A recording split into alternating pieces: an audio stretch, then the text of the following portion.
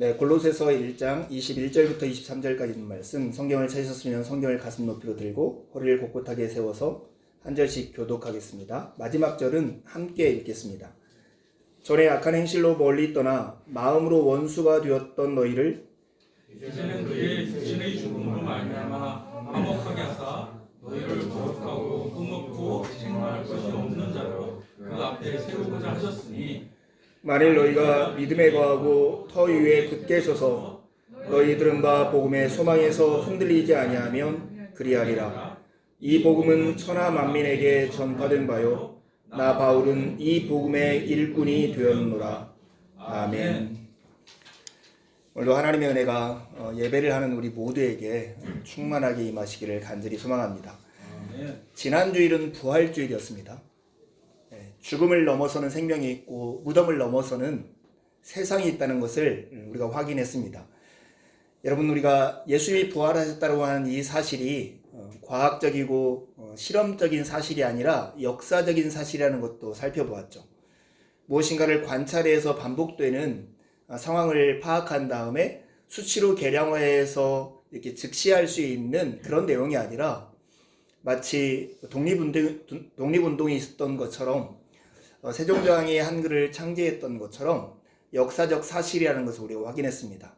그래서 그 기록과 증언과 증인들을 통해서 그들의 기록과 증인이 일관성 있고 적절한 글을 판단해서 그 역사적 사실이 옳은가 그른가를 확인할 때 부활만큼 분명한 역사적 사실은 드물다는 것을 우리가 지난주에 살펴보았습니다. 여러분, 그런데 일반적인 역사적 사실과 부활은 차이가 있습니다. 어떤 의미에서 차이가 있을까요? 일반적인 역사적 사실, 예를 들어서 일제강점기 35년, 6년 동안에 한국의 많은 사람들이 독립운동을 했다는 역사적 사실이 있습니다. 그것 또한 지금 반복해서 재생할 수는 없지만 그때 있었던 일들을 역사적 기록과 증언들을 통해서 확인할 때 분명히 그런 사실이 있었고 그 사실이 적절하고 일관성 있다는 것을 우리가 확인하면서 그것은 역사적으로 사실이다 이렇게 인정하죠. 그리고 그 역사적 사실은 오늘 우리가 살아가는 세상에 영향을 미치고 있습니다.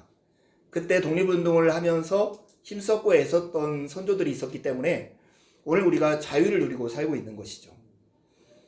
부활이라고 하는 역사적 사실, 부활 이전에 예수 그리스도의 십자가라고 하는 역사적 사실 또한 그 사건과 그 사실 때문에 오늘 우리에게 미치는 영향들이 있어요. 예수님이 행하신 그 일 때문에 오늘 우리가 얻는 유익들이 있는 것이죠. 근데 여러분, 일반적인 역사적 사실과 부활이 역사적 사실이라는 것의 차이점은 일반적인 역사적 사실, 예를 들어 독립운동을 했던 김구 선생님은 지금 살아계시지 않지만 우리가 부활했다고 믿는 예수 그리스도는 지금도 살아서 역사와 우리 인생을 주관하고 있다는 점에서 차이점이 있다는 거예요. 그래서 단순히 그 역사적 사실이 객관적으로 우리에게 영향을 미치는 것뿐만 아니라 오늘 그 예수 그리스도께서 일하시는 걸 통해서 오늘 우리의 삶이 긴밀하게 연관되고 우리의 삶이 영향을 받을 수 있다는 점에서 매우 큰 차이를 가지고 있어요. 여러분, 부활을 통해서 확인된 예수 그리스도의 십자가라고 하는 것의 의미, 이런 것들을 제자들이 소개할 때 매우 어려웠어요. 그래서 그 당시 사람들이 이해할 수 있는 언어와 용어를 가지고 설명을 했어요. 일종의 은유이고 그림 언어예요. 노예시장의 그림을 가지고 너희들이 옛날에 노예처럼 죄의 종노릇 하고 있었는데 예수 그리스도께서 십자가에 죽으시는 피 흘리는 속죄값, 속전을 내심으로써 너희가 이제는 해방되게 만들었다. 이게 노예시장의 그림을 가지고 와서 그들에게 예수 그리스도의 십자가의 사건을 설명했어요. 어떤 때는 입양관계의 그림을 가지고 와서 설명했어요. 그 당시 로마 사회는 직접 낳은 아들보다 똑똑한 아들을 입양해서 자기 대를 잇는 것이 굉장히 중요한 문화 중에 하나였어요. 그래야만 자기가 가지고 있는 전통을 잘 유지할 수 있기 때문이죠. 그래서 그 입양에 익숙했던 사람한테 예수 그리스도의 십자가의 보혈의 이 사건이 무엇인가? 바로 우리를 하나님의 아들로 입양한 사건이다. 이렇게 설명했던 거예요. 또 하나, 오늘 우리가 이 본문과 관련해서 설명하려고 했던 예수 그리스도의 제자들의 십자가에 대한 그림 언어는 친구 관계를 통한 그림이에요. 원수 관계에 있던 사람이 그래서 서로를 잡아먹지 못해서 안간힘을 쓰고 있는 이들이 어느 날 화해를 하게 되었다는 거예요. 뭘 통해서? 바로 예수 그리스도의 십자가를 통해서 그 잘못한 대가를 예수님이 치르시고 용서를 통해서 하나의 화해가 이루어지게 한 사건, 그것이 바로 십자가다, 이렇게 소개하고 있는 것입니다. 그래서 오늘 본문에도 보면 전에 원수되었던 너희가 이제는 하나님과 화목하게 되었다, 다른 말로 하면 친구 관계가 되었다, 이렇게 소개합니다. 여러분, 십자가라고 하는 것은 부활이라고 하는 것은 예수님께서 누구이신가를 증명했어요. 예수님은 그리스도이시고 하나님의 아들이라고 하는 것을 확인했죠. 그분이 무엇을 하셨는가 할 때 잃어버린 자를 찾아서 구원하는 일을 하셨다, 이렇게 복음이 증언합니다. 근데 잃어버린 자를 찾아 구원한다 할 때 그 구원의 내용이 뭐냐면 하나님과 원수 관계에 있던 우리를 하나님과의 친구 관계로 만들어내는 길을 여셨다라고 하는 뜻입니다. 사랑하는 여러분, 이런 얘기를 들으면 매우 피상적으로 혹시 들리세요? 이것을 좀 구체적으로 우리의 삶에 가져가 보겠어요. 여러분, 우리가 사막 같은 데를 지나고 있는데 사막에서 물을 구할 수 있는 유일한 오아시스가 하나 있어요. 그런데 그 오아시스와 같은 분이 누구냐면 하나님이신 거예요. 사막과 같은 곳을 지날 때 그 물을 공급해주는 샘 근원은 오직 하나님밖에 없는 것이죠. 예레미야가 말한 것처럼 인간의 죄는 생수의 근원이 되는 이 샘을 떠나버리고 자기 스스로 웅덩이를 파서 여기에다가 물을 저축하려고 했던 것이 인간의 죄라고 고발합니다. 그런데 물을 가지고 와서 계속 저축하지만 그 우물이 물을 저축할 수 없는 터진 웅덩이에 불과하다라고 하는 거예요. 여러분, 우리 인간의 삶이 하나님을 떠나서 가져오는 결과를 현실에서도 경험할 수 있어요. 인간의 모든 삶은 홀로 존재하는 게 아니라, 자립하는 게 아니라 늘 외부에 의존해 있고 이웃과 자연과 환경과 사람들, 궁극적으로는 이 모든 것을 내신 하나님께 의존되어 있어요. 그런데 만약 하나님을 떠난다면 인간은 어떻게 될까요? 제일 첫 번째 느끼는 인간의 감정은 부족이에요. 무엇인가가 부족한 거예요. 이 부족으로부터 나오는 인간의 심정, 인간의 감정은 뭘까요? 이 부족을 채우려고 하는 욕심인 것이죠. 인간의 마음에 욕심이 생기면 야고보서가 고백했던 것처럼 모든 죄의 근원이 돼요. 죄의 뿌리가 되는 거예요. 이 욕심 때문에 힘이 있는 사람은 다른 사람에게 폭력을 가해서 착취를 하고, 힘이 없는 사람은 누군가를 속여서 자기 필요한 것을 빼앗으려고 하는 거예요. 그러다 보니 인간 사이에는 갈등일 수밖에 없고 대립과 갈등이 상존할 수밖에 없는 거예요. 이런 특별히 자본주의를 살아가는 우리 시대 가운데 이런 갈등과 이런 경쟁과 폭력과 속임이 난무하는, 그래서 어느 정도 합법화된 탐욕의 체계를 가지고 있는 이 시대 속에서 우리가 선택한 자기를 지키는 방법 중에 하나가 뭐냐면 개인주의예요. 개인주의는 자기의 울타리를 이렇게 쳐놓고 내가 너에게 피해를 안 줄 테니까 너도 이 내가 나라라고 생각하는 이 영역은 절대 침범하지 마 하면서 자기를 보호하는 이렇게 성을 쌓기 시작합니다. 어느 순간까지는 이게 굉장히 행복하고 나를 지키는 것 같아요. 하지만 조금 지나면 사람은 자기가 쌓은 성에 갇혀서 외롭고 우울하게 되는 것이죠. 그래서 현대인들이 가지고 있는 가장 큰 질병 중에 하나가 뭐냐면 우울증이에요. 외로움으로부터 비롯된 우울증. 학자들은 이것이 산업혁명 이후에 생긴 병이라고 이야기를 합니다. 여러분, 우울증이라고 하는 병, 아니 그보다 더 근원적인 외로움이라고 하는 이 병이 얼마나 흔한지 여러분 아세요? 제가 지난주에 읽었던 책에 보면, 오늘 설교 제목과도 관련있는데 다시 연결되어야 한다 하는 외로움이라고 하는 질병, 이 책에 보니 미국의 질병 예방본부의 본부장을 지냈던 그 의사가 쓴 책인데, 외로움의 병에 걸린 사람이 미국 통계로 당뇨병에 걸린 사람보다 2배나 많대요. 외로움이라는 질병에 걸린 사람이 흡연하는 인구보다도 더 많은 게 미국의 현실이라고 하는 거예요. 여러분은 어떠세요? 외로움을 겪으세요? 누구인가 여러분의 마음을 터놓고 누군가를 의지해서 서로 힘을 합해서 살아갈 수 있을까요? 연결이라고 하는 것은 우리가 생각했던 것보다 훨씬 더 큰 힘을 가지고 있어요. 우리가 살아가는 삶에서 보면 1 더하기 1은 2가 아니라 3, 4가 될 수 있어요. 어떤 물리학자가 통계를 제시하는 걸 읽었는데요. 스웨덴에서 이렇게 혼자 이렇게 저축을 계속 하는 사람들과 무리가 지어서 서로 간에 저축을 하는 사람의 통계를 내봤더니 무리가 지어서 서로 협동해서 저축을 하는 사람들의 저축의 비율이 2.3배나 많더라는 거예요. 이게 사람과 사람이 연결되면 서로가 의존하게 되고 서로를 격려하게 되고 서로를 세워서 온전하게 되는 것이 사람이 지어진 그 모습과 태도예요. 하나님과의 관계가 원수 관계가 되고 자기의 부족을 채우려고 욕심을 내고 힘 있는 사람은 착취하고 힘없는 사람은 속이고 결국 자기의 것을 조금이라도 지키려고 개인주의라고 하는 성체 안에 자기를 가진 사람은 외로움이라는 현실 가운데 빠질 수밖에 없는 것이죠. 이것이 하나님과 우리 사이의 원수된 관계를 우리의 삶에서 현실에서 경험할 수 있는 실상 중에 하나예요. 여러분 외로운 마음이 있고 누군가 우리가 이런 데서 해방되고 우리의 우울한 마음들을 새롭게 하고자 하는 소망이 있다면 오늘 주님께서 행하신 일에 정말 주의 깊게 우리가 마음을 두고 살필 필요가 있습니다. 어제 아내에게 들은 동화 유튜브에 보니까 찾아서 봤는데 되게 재미있는 동화가 하나 있습니다. 무엇이든 삼켜버리는 마법상자라는 동화인데요.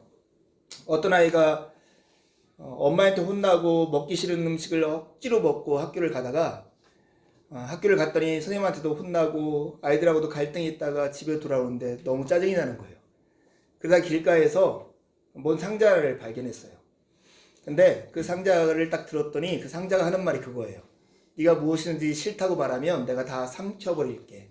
무엇이든지 삼켜버리는 마법 상자예요. 여러분도 이런 거 하나씩 있었으면 좋겠어요.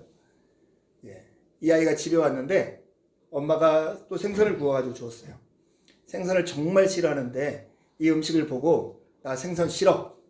그랬더니 갑자기 이 생선이 뿅 하고 사라져가지고 마법 상자 안으로 들어갔어요.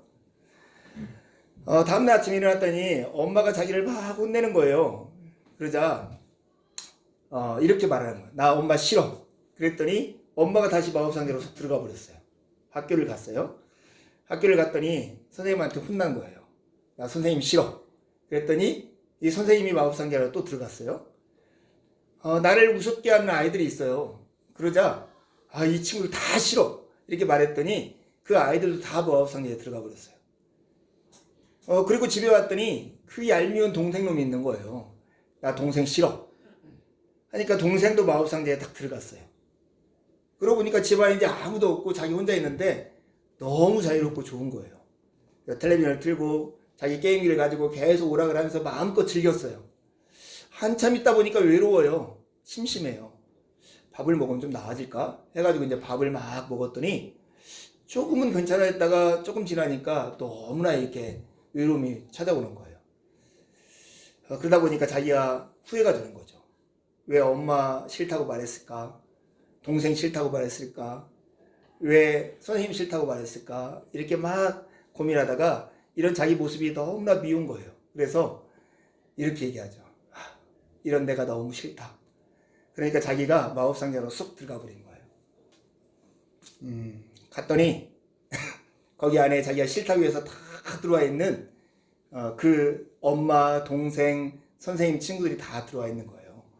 그래서 이렇게 부둥켜 안고 우는 장면으로 이 동화가 끝나요. 제가 아내에게 이 동화를 들으면서 그리고 유튜브에서 그 동화를 읽어주는 것을 보면서 이런 생각이 들었어요. 우리가 살아가는 세상과 정말 많이 닮아 있다. 우리는 너 누구 싫어? 누구 싫어? 이렇게 말을 함으로써 나만의 공간을 만들고 이 공간 안에서 내가 자유로울 것 같고 나는 행복할 것 같고 나는 내 마음껏 내 삶을 누릴 것 같다고 생각하는데 이렇게 만든 삶이 결국 나를 외롭게 만들고 우울하게 만든 게 아닐까. 우리는 하나님께서 사람에게 주신 삶의 목표가 뭐냐면 하나님을 사랑하는 관계 가운데 살고 이웃과의 사랑하는 관계 가운데 살도록 우리를 만드셨다고 하는 거예요.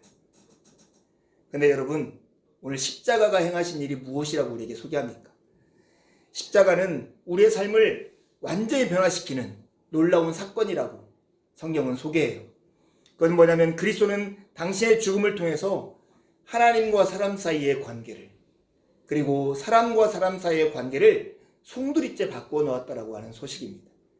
이것이 바로 우리가 전해 들은 소식이고 우리가 지금 전하고 있는 복음이에요. 여러분, 그런데 이 예수 그리스도의 복음의 소식이 우리의 삶에 정말 긴밀하게 연관되기 위해서, 독립운동했던 그 사건이 우리에게 영향을 미치는 걸 넘어서서 부활하신 그리스도께서 행하신 일, 그 일과 내 삶이 이렇게 연결되어서 내 삶이 변화되기 위해서는 우리가 지금 단순히 그 사건이 있었다는 것을 인정하는 것을 넘어서는 무엇인가가 필요해요.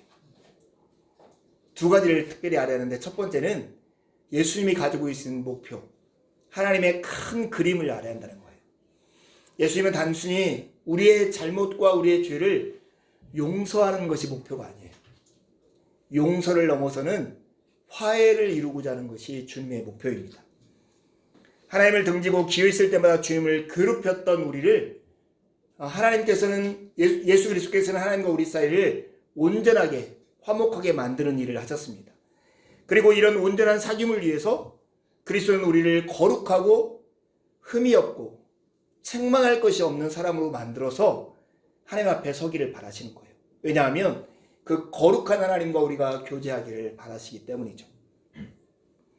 우리가 구원을 받았다 하는 것을 소극적으로 하면 우리가 당하는 악과 고난의 현실로부터 건짐을 받았다 이렇게 말할 수 있지만, 궁극적이고 적극적인 의미에서 예수 그리스도께서 우리에게 주시고자 하는 구원은 하나님과 올바른 사랑의 관계 가운데 우리가 살게 하고 이웃과 올바른 사랑의 관계 가운데 살게 하는 것이 구원의 목표라고 하는 거예요. 나 이제 지옥 가지 않겠네. 하나님의 형벌을 받지 않겠네. 더 이상 내 삶에 곤란함은 없겠네. 이것이 우리의 구원의 목표가 아니에요. 올바른 화해, 올바른 용서, 이 가운데 우리를 들여보내는 게 하나님의 목표라고 하는 거예요. 사랑하는 여러분, 누군가 용서해 보셨어요? 누군가하고 화해해 보셨어요? 제가 어렸을 때는 모르겠는데 지금 나이 들어가지고 깨어진 관계가 다시 화해를 이루어서 예전과 같이 서로 대화하고 이렇게 지내는 관계를 제 주변에서는 잘 찾아보지 못하겠더라고요. 한번 깨어진 것이 다시 온전해지는 관계는 정말 드물다는 것이 제 경험으로서 느끼는 거예요. 여러분은 어때요? 여러분이 누군가를 용서해 보면 예수 그리스도께서 우리를 용서했다라고 하는 말에 무게가 느껴질 거예요.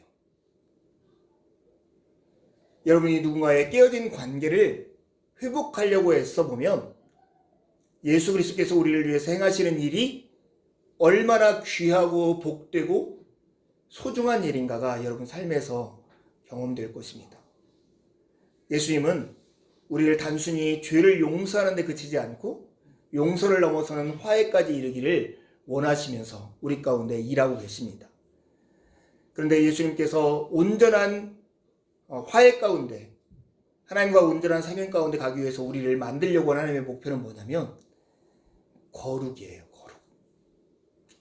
거룩이라고 하는 것이 이게 분리되어 있는 우리와 다른 하나님의 어떠하심을 얘기할 수 있지만, 다른 말로 하면 하나님과 같은 성품과 인격을 갖추는 것이 우리의 목표라고 하는 거예요.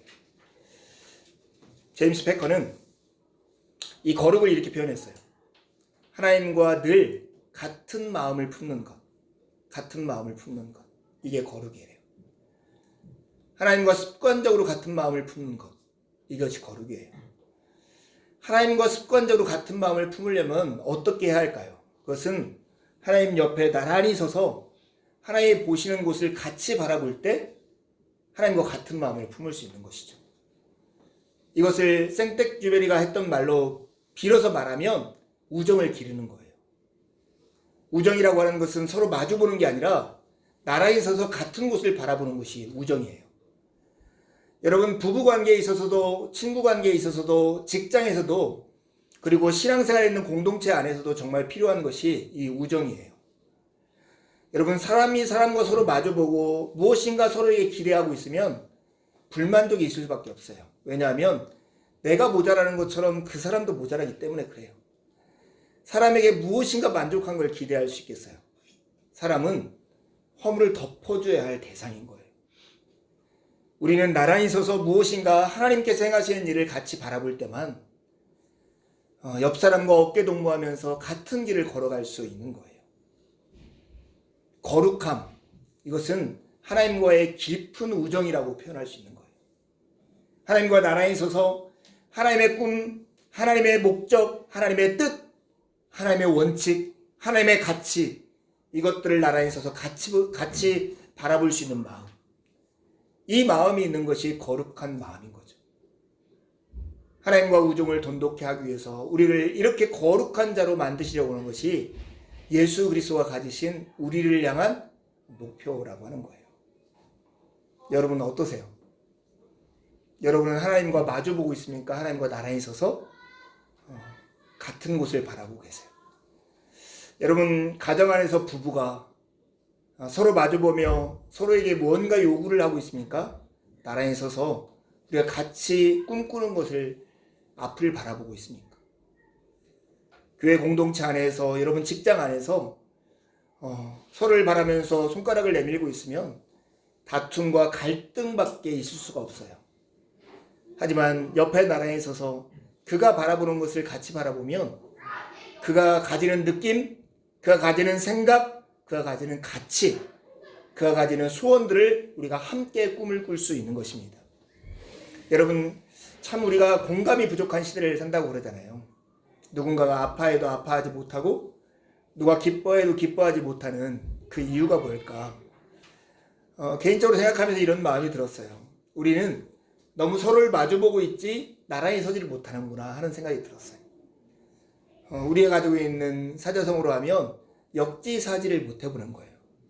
그 사람의 자리에 서서 나를 바라볼 수 있는 능력이 없는 것, 그것이 바로 공감 능력이 없는 게 아닐까 싶어요. 여러분, 우리가 살아가는 시대가 정말로 지독하게 자기중심적이라고 하는 것, 제가 이번 주 정말로 여러 건을 통해서 경험했어요.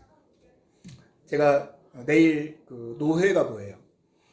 장로교의 정치제도는 장로회에 의한 집단 의사결정 구조를 가지고 있어요.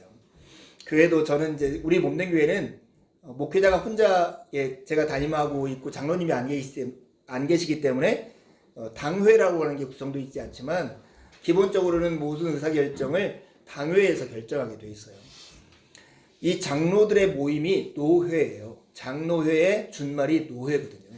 1년에 2차례씩 모여서 이렇게 회의를 하는데 그 회의에 앞서서 이제 목회자가 되기 위해서 목회자 후보생들이 되는 사람들 시험을 보고 장로님이 되려고 하는 분들 시험을 보고 목사가 되려고 하는 분들이 시험을 보는 이 고시가 있어요. 근데 제가 우리 노회의 고시부 위원이에요. 이거 지난주 월요일에 시험을 보러 갔는데 조금 황당한 일이 있었어요. 이게 뭐냐면 신학교에 가겠다고 목회자 후보생이 되겠다고 서류를 검토하다 보니까 내가 왜 신학생이 되고 목회자가 되려고 하는지 하는 하나님의 부르심을 이렇게 쓰는 자기소개서 같은 게 있었어요. 낸 걸 보니까 같은 교회에 속해 있는 2명의 청년이 이 자기소개서가 똑같은 거예요. 처음 시작은 조지 뮬러로 시작해요. 조지 뮬러의 책을 읽으면서 감동을 받았습니다. 중간에 가면 우리 아버지의 사업이 실패해서 이렇게 하다가 이렇게 나와 있는 거예요. 이 고시부 위원이 7명이었는데 야, 해도 너무한다. 어떻게 이걸 표절하고 이걸 베껴낼 수 있냐. 너무 황당해가지고 이것을 어떻게 할까. 적어도 이런 경우는 시험을 보게 하면 안 된다. 이렇게 마음을 먹고 이제 서류 검토 끝난다고 식사하고 왔어요. 그리고 시험을 보기 전에 그래도 한번 상황을 들어보자 해가지고 그 두 친구를 불러서 앉혔어요. 어떻게 된 거냐 이렇게 물었더니 자수를 하는 친구가 있었어요. 목사님들 사실 제가 잘못했습니다 하면서 그 자초 지정을 얘기해요. 둘이 같이 서류를 준비하면서 우리가 양식을 통일해서 보내는 게 좋겠다 싶어서 A라는 친구가 먼저 이 자기소개서를 쓴 걸 갖다가 B라는 친구한테 보내줬어요. B라는 친구는 이름 고치고 그 내용을 고치려고 이 치던 중에 중간에 저장했을 거 아니에요. 근데 이름만 고친 것을 저장한 것을 자기도 모르고 프린트 아웃 해가지고 그걸 제출했다는 거예요. 그러면서 우리가 부르니까 새로 출력한 서류를 가지고 왔어요. 다른 내용을 가지고. 예. 저희가 그럴만해요. 그런 서류 보고 화가 날만하고 그 친구가 잘못했고 떨어뜨려도 할 말 없어요. 그런데 그런 상황에 딱 될 때 내가 가지고 있던, 우리가 가지고 있던 딱 생각과 그 틀로 아주 쉽게 판단해 버리더라고요. 그 순간만큼은 아주 못된 놈들이에요. 그 두 친구는. 이런 것을 표절하는 정말로 상식 밖에 있는 사람이라고 딱 결정했었어요. 그런데 정말 한 1시간 만에 그 상황들의 이야기를 들으니까 아, 그렇구나. 그럴 수 있겠네. 이렇게 나란히 서서 그 친구의 입장에서 들으니까 그 상황이 이해가 되더라고요. 근데 제가 면접할 때 그 친구하고 특별히 이야기를 많이 하고 끝나고 잠깐 얘기했는데 이 친구가 심약한 친구예요. 그러니까 고등학교 2학년 때 갑자기 혈압이 220까지 올라가고 당뇨가 생기고 그래가지고 실명 위기까지 갔던 친구예요. 그런 상황에서 예수님을 만나고 정말 지금 이제 혈압약이 끊을 정도 조금 이런 상태가 됐는데도 아직까지도 막 그 심장이 두근거리고 조금만 어떤 상황이 되면 두려움 가운데 있는 거예요. 그런 속에서 자신감이 없으니까 친구의 도움을 받아가지고 그 일을 했던 것 같아요. 그런 상황을 듣다 보니까 아, 이럴 수 있겠구나. 잘못한 건 분명하지만 이럴 수 있겠구나 하는 마음이 들었어요. 제가 다들 떠난 다음에 혼자 불러놓고 얘기했어요. 야, 누구 형제, 너는 정말 목회자로서 훌륭한 자질을 가졌다. 왜냐하면 이렇게 아파본 사람만 아픈 사람의 심정을 이해하거든. 내가 이 얘기를 했어요. 정말 훌륭한 목회자가 됐으면 좋겠어요. 여러분, 우리는 너무나 우리가 가지고 있는 생각으로 다른 사람을 판단해보고 평가해버리고 내가 틀릴 수 있고 내가 잘못 볼 수 있고 내 입장에서 보고 있다는 것을 의식하지 않아요. 정말 우리에게 필요한 것은 나란히 서서 같은 곳을 바라보는 마음이에요. 하나님이 지금 예수 그리스도가 이 땅에 오셔서 우리와 나라는 입장에서 우리의 삶을 바라보셨잖아요. 그리고 우리를 하나님 옆자리로 데려가서 하나님의 꿈이 우리의 꿈이 되기를 원해서 하나님의 가치가 우리의 가치가 되기를 원해서 지금 그 일을 행하고 있다는 것, 그것이 복된 소식인 거예요. 십자가에서 하나님과 우리 사이의 관계를 송두리째 바꿔놓으셨던 하나님이 예수 그리스도께서 그때 그 사건으로 끝나는 게 아니라 부활하셔서 지금도 우리 가운데 일하시면서 우리와 하나님 사이의 관계를 이런 온전한 관계, 거룩함이 온전해지는 이 관계 가운데 우리를 이끌려가게 하는 것이 주님의 목적이라고 하는 사실입니다. 여러분, 구원은 용서로부터 시작되지만 화해까지 이르는 긴 과정입니다. 주님께서는 이미 시작한 그 일을, 부활하신 예수께서는 이미 시작하신 그 일을 지금도 완성해 가고 계십니다. 그렇다면 우리가 이런 질문을 해야죠. 그럼 우리는 어떻게 이것에 대해서 응답해야 할까 하는 거예요. 어떻게 하면 이 복된 소식이 우리의 삶에 유익되게 할 수 있을까 하는 거예요. 그것을 한마디로 하면 믿음이라고 말할 수 있어요. 믿음이라고 할 수 있어요. 사랑하는 여러분, 하나님의 약속과 하나님이 행하신 일, 그 일과 우리의 인생을 묶는 끈과 같은 것이 바로 믿음입니다. 복음에 대한 마땅한 응답, 이것이 바로 믿음이고 하나님께서 은혜로 내민 이 손을 같이 이렇게 맞잡는 것, 이것이 바로 믿음이에요. 이번에 서울시장 선거 투표를 다 하셨어요? 네. 여러분이 투표한 사람이 되었습니까? 예, 그랬기를 바라요. 그래서 좋은 세상이 되었으면 좋겠습니다. 그런데 여러분, 이 투표한 걸 가지고, 선거를 가지고 우리가 믿음을 좀 이해해도 좋아요. 믿음이라고 하면 단순히 그렇겠네 이렇게 생각하는 것이 믿음이 아니에요. 세 단어로 요약할 수 있는데, 하나는 믿음의 세 가지 요소는 인정과 신뢰와 수용, 이렇게 표현할 수 있어요. 야구선수 중 추신수가 되게 인기가 있는데 추신수의 성을 바꿔서 인신수, 인정, 신뢰, 수용, 암기하라고 쪽집게 선생님처럼. 왜냐하면 우리가 믿음이라고 하는 것을 너무나 그렇겠네 하는 생각 정도로, 그리고 믿음이라고 하는 것은 우리가 공부한 학습과 다른 아주 조금 부족한 지식 정도 생각할 때가 참 많기 때문에 그래요. 여러분 각자 집으로 선거 공보물이 왔을 거 아니에요. 이 공보물을 본 사람들은 이렇게 보면서 이 사람이 제일 좋네. 각자 선정을 했을 거예요. 그러면서 고개를 믿어요. 끄덕거려요. 이 사람이네. 이렇게 생각을 하는 거예요. 이것이 바로 인정이에요. 선거날이 가까워졌어요. 그러니까 내가 마음속에 마음의 결정을 하는 거예요. 마음으로. 나 이 사람 찍겠어. 그게 신뢰예요. 머리로 고개를 끄덕거린 다음에 그 다음에 내가 마음으로 나 이 사람 찍어야겠어. 이 사람이 돼야 우리 서울시가 달라져. 이런 마음으로 내가 마음에 꾹 찍었어요. 이것이 바로 신뢰예요. 여기까지 하면 서울시장에 내가 원하는 사람이 될까요? 안 되죠. 그 다음에 뭘 해야 하냐면 투표 당일에 가가지고 투표 현장에 가서 내가 도장을 꼭 찍어야 돼요. 그리고 제출해야 바로 내 의사가 올바르게 전달되어 가지고 그 사람이 되든지 안 되든지 결정이 된다고 해요. 그 세 번째, 투표장에 가서 도장을 꾹 찍는 게 뭐냐면 바로 수용이에요. 우리가 예수 그리스도를 믿는다는 것은 예수님의 십자가가 원수관계였던 것을 화목하게 했대. 고개를 이렇게 끄덕거리는 거. 이렇게 이런 믿음을 가지고는 우리의 삶에 어떠한 일도 일어나지 않아요. 그냥 동의한 거예요. 정말 그러네. 정말 나는 내 마음에 예수님이 그렇다는 걸 믿어. 내가 나 이번에 1번 찍어야겠다, 2번 찍어야겠다. 아니 나는 허경영 찍을 거야. 딱 마음에 먹는다고 해서 그 사람이 되는 거 아니에요. 내가 마음속에 주님 믿습니다. 이렇게 해가지고 내 삶이 바뀌는 게 아니에요. 내 삶이 바뀌는 것은 세 번째 단계. 예수 그리스도가 나의 주이고 그분이 나를 화해시킨다고 할 때 그의 화해 현장에 내 삶을 던져넣는 거예요. 그게 수용이에요. 이 믿음에 이르지 않으면 우리 머릿속에서 예수 그리스도의 어떠함을 경험할지 모르지만 우리의 삶에서 그것을 경험할 수는 없는 거죠. 세계 제2차대전 때 정말로 많은 사람들이 폐혈증으로 돌아갈 때 그 개발된 유명한 항생제가 페니실린이잖아요. 그 페니실린을 먹으면 그 폐혈증에서 낫게 되었단 말이에요. 근데 그런 뉴스를 누가 들었다고 생각해봐요. 뉴스를 들으면서 고개를 끄덕거려. 진짜 좋은 약이네. 이러면 그 사람의 병이 나을까요? 낫지 않는 거예요. 마음에 굳게 결심하는 거예요. 나 이 약 먹어야겠다. 나 약 먹을 거야. 이렇게 마음을 먹으면 그 사람의 병이 낫습니까? 낫지 않아요.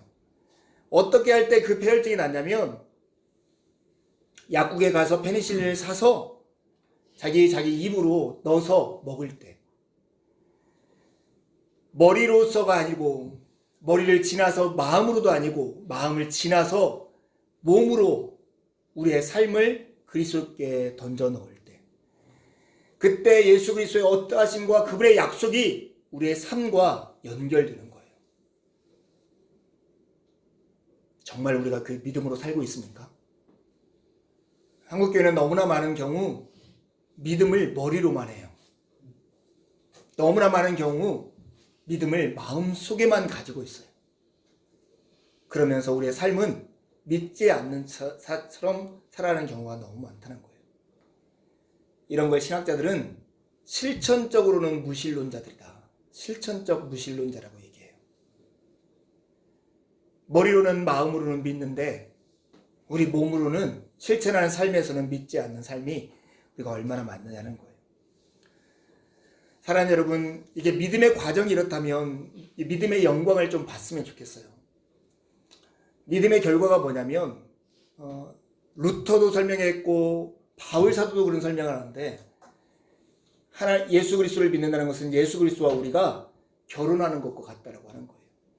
이 결혼의 관계를 통해서 우리에게 보여주려고 하는 그림은 뭐냐면 공동 소유가 되었다라고 하는 거예요. 한국 형제하고 은지자매는 재산 관리 어떻게 해요? 각자 해요? 함께 해요? 함께 해요? 예, 많지 않으니까 누가 해도 상관없죠. 아직. 요즘 각자 하는 사람이 있지만 기본적으로 부부가 결혼하면 공동 소유가 되는 거죠. 그렇죠. 특히 바보 온달이 평강공주와 결혼했다고 생각해 보세요. 갑자기 바보였던 온달이 부마가 되어버리는 거잖아요. 우리가 예수 그리스도를 믿는다고 할 때 그것을 그림 언어로 결혼이라고 할 때 우리와 그리스도가 결혼 관계 가운데 들어갔다는 거예요. 그래서 우리에게나 합당한 형벌이나 진노나 비난이나 수치를 예수 그리스도께서 가져가서 받으시고 예수 그리스도에게나 합당한 영광과 찬송과 복과 하나님의 자녀되는 그 권세가 우리에게 오는 거예요. 이게 믿음의 영광이고 이게 믿음의 복인 겁니다. 사랑하는 여러분, 잘 한번 생각해 보세요. 우리는 우리가 믿는 것, 이 행위가 굉장히 귀한 것처럼 생각하지만 여러분, 지금 현대를 살아가면서 내가 국민은행장을 좀 믿어가지고 내가 잘할 테니까 돈 500만 원에 좀 주십시오 하면 주는 은행장이 있습니까? 아니면 제가 문재인 대통령이 정말 훌륭한데 문재인 대통령한테 가가지고 뭔가를 내가 막 하소연하면 그분이 나의 일자리나 아니면 나의 미래나 아파트를 줍니까? 그러지 않잖아요. 그런데 그것과 비교할 수 없는 우리의 구원과 영광과 미래를 예수 그리스도께서는 우리의 믿음을 통해서 주시고 있다고 하는 거예요. 항생제라는 약을 먹으면 우리 몸이 나아지는 것을 우리에게 약속하셨는데 그 항생제라는 것이 은혜로 우리에게 거저 주어졌다고 하는 거예요. 그리스도를 믿는다는 것은 그리스도와 결혼 관계 안에 들어가는 건데 그때 그리스도의 것이 내 것이 되는 그 은혜가 나의 수고와 노력과 어떤 애씀과 나의 잘남을 통해서 오는 게 아니라 오직 예수 그리스도께서 거저 주시는 은혜로 우리에게 오고 있다고 하는 거예요. 여러분, 정말로 이 놀라운 은혜를 우리가 거절한다면 우리는 아마 그리스도의 은혜를 멸시하는 걸 거예요. 누구인가 호의를 베풀려고 했는데 그 사람의 거절을 통해서 수치를 당해본 경험이 있어요. 생각보다 훨씬 더 씁쓸한 경험일 거예요. 그리스도는 우리에게 필요한 걸 다 하시고 우리가 요구하기 전에 십자가에서 그 놀라운 일을 행하신 다음에 오늘 우리에게 그 은혜로 손을 내밀고 있습니다. 오늘 23절에 보면 이 복음이 우리의 삶에 유익되기 위해서 해야 할 일들을 이렇게 소개해요. 믿음에 튼튼히 터를 잡고 굳건히 서 있어야 합니다. 여러분이 드린 복음의 소망에서 떠나지 말아야 합니다. 이렇게 말하고 있는 거죠. 사랑하는 여러분, 인신수, 인정하는 걸 넘어 머리로 하는 믿음을 넘어 신뢰, 마음으로 하는 믿음을 넘어 수용, 손발로 하는 믿음 가운데 나아가십시오. 그때 우리가 만들지도 않고 우리가 취하지도 않고 우리가 원하지도 못했던 하나님의 놀라운 은혜가 우리의 삶 안으로 들어오고 우리가 경험되게 될 것입니다. 여러분, 믿음은 그리스도께서 제공하시는 용서와 기쁨 같은 보배들을 이렇게 붙잡을 수 있는 손입니다. 그리고 믿음은 해방이나 구원이나 영생과 같이 그리스도께서 우리에게 베푸시는 모든 것을 받아 먹을 수 있는 입과 같습니다. 여러분, 이 믿음을 가지고 주님의 은혜를 받아 누리는 여러분이 되기를 간절히 바라요. 한 가지 우리의 그 경고와 한 가지 우리의 삶에 대한 내용을 잠깐 나누고 마치려 해요. 출애굽한 이스라엘 백성들이 은혜로 기적적으로 출애굽했어요. 광야를 살아가면서 하나님이 하늘에서 내리는 만나를 통해서 먹이셨어요. 만나를 통해서 먹이실 때 그들 중에 그 만나를 먹지 못한 두 종류의 사람이 있었습니다. 한 종류의 사람은 욕심을 부리는 사람들. 하루치를 거두도록 되어 있는데 이틀치, 3일치를 거둔 사람들은 그것이 다 썩어버렸어요. 그래서 먹지 못했습니다. 두 번째 종류의 먹지 못했던 사람은 게으른 사람이었어요. 만나를 내려도 그것이 마치 감나무에 떨어지는 감처럼 내 입으로 쏙 들어가기를 바랬던 사람들. 그런 사람들은 그 만나가 내려도 만나 때문에 배부르지 못했던 거예요. 우리가 하나님의 약속이 주어져 있고 믿음이라고 하는 길이 우리에게 선포되었음에도 불구하고 그 은혜를 누리지 못하는 사람은 두 종류일 거예요. 하나님의 외에 헛된 곳으로부터 욕심을 찾는 사람과 하나님의 은혜를 얻으려고 나서지 못하는 게으름 가운데 자신을 방치하는 사람들이죠. 여러분, 우리가 세상에서 무엇인가 돈이나 환경이나 조건들을 많이 가지면 행복할 것이라고 하는 굳은 믿음을 가지고 우리가 살고 있다는 거 아십니까? 그것보다 비교할 수 없는 분이 하나님이라는 것을 여러분 기억하길 바라요. 우리는 다시 연결되어야 합니다. 연결되어야 한다. 이 책에 보면 제임스라고 하는 중년 신사 얘기가 나와요. 이 병원에 찾아온 이 환자는 원래 제빵사로 일하면서 마을 빵집에서 열심히 일하면서 근근히 살아가는 사람이었어요. 근데 이 사람에게 정말로 뜻밖의 행운이 닥쳐온 거예요. 로또에 당첨된 거예요. 여러분 미국 로또 아시죠? 몇백억씩 받는 그 돈을 받으니 돈이 그냥 흘러 넘치는 거예요. TV 광고를 보니까 나처럼 돈 많은 사람이 이렇게 살아가는 게 아니에요. 그래서 해안가에 정말 멋진 저택을 짓고 돈으로 할 수 있는 모든 삶을 누리기 시작했어요. 그런데 이 사람이 얼마 지나지 않아서 이 병원에 왔어요. 왜냐하면 비만에 당뇨에 스트레스에 죽을 지경으로 와서 의사를 만나고 있어요. 이 저자를 만나고 있는 거죠. 왜 그랬어요? 그 행복한 삶이 그랬더니 이런 것들이 행복을 살 수는 없더라고요. 이 사람이 이런 고백을 하는 거예요. 자기가 빵집에서 일하는 환경에서 일과 친구들을 떠나서 자기는 좋은 집에 좋은 환경 이곳에 가서 살면 행복할 것이라고 기대하고 갔는데 정말로 근사하게 황금집에 자기가 갇혀 사는 것 같더라는 거예요. 모든 것이 있는데 친구는 없고 모든 것이 있는데 할 일은 없는.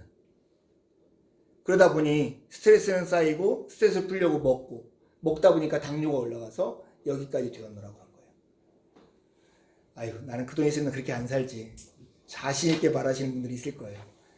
그러지 마세요. 사람은 돈보다 훨씬 더 귀한 가치들이 있어요. 그것은 하나님이고 그것은 이웃이에요. 여러분 이웃과 화해하고 화목하며 살지 못하면 평생 행복한 삶을 살 수는 없을 거예요. 저는 대한민국이 문명은 굉장히 발달했지만 더 불행해지는 사회를 살고 있다고 생각합니다. 왜냐하면 그 제임스라는 사람처럼 많은 돈과 좋은 환경을 가졌지만 이웃을 잃어버리고 있기 때문에 그래요. 우리 기독교 신앙이 우리의 삶과 이렇게 동떨어져 있는 것으로 이해하지 마시길 바라요.